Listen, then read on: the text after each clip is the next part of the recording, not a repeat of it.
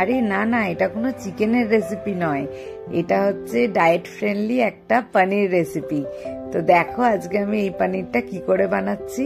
এটা যারা ডায়েট করছো তাদের জন্য খুব ভালো হতে চলেছে, আর এটা অত্যন্ত টেস্টি হয়। তো চলো বানানো যাক। আমি পনিরগুলোকে কেটে নিয়েছি, আর যা যা সবজি দেবো সেগুলোকেও কেটে নিয়েছি। এখন টক দইয়ের মধ্যে আমি লঙ্কা গুঁড়ো, হলুদ গুঁড়ো, জিরে গুঁড়ো, ধনে গুঁড়ো, পরিমাণ মতো নুন, গোলমরিচ গুঁড়ো দিয়ে ভালো করে মিশিয়ে নিচ্ছি।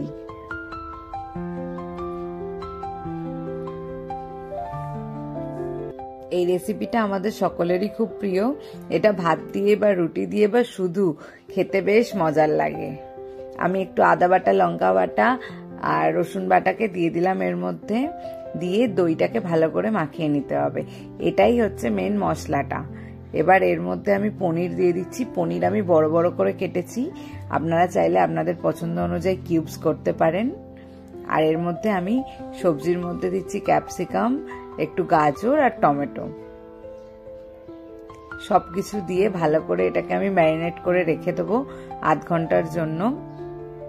তারপরে এটা রান্না করব।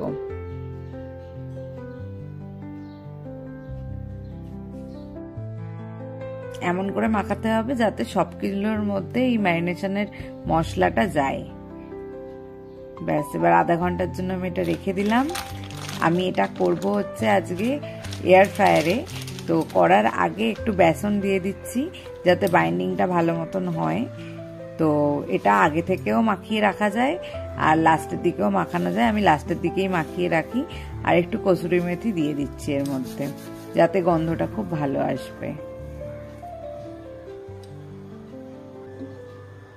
ব্যাস, আমি প্যান রেডি করে নিয়েছি। এর মধ্যে আমি দিয়ে দেবো সমস্তটা। এটাতে তেল খুবই কম লাগে, কিন্তু খেতে দুর্দান্ত হয়। যদি কারোর বাড়িতে এয়ার ফ্রায়ার থেকে থাকে, এই রেসিপিটা একবার করে খেয়ে আমাকে জানিও। খুব ভালো খেতে হয়। আর একবারে মন পোষাবে না, সবাই বলবে আবার বানাতে, বারবার বানাতে। এটা এতটাই ভালো আর টেস্টি আর হেলদি হয়, সব থেকে বড় কথা।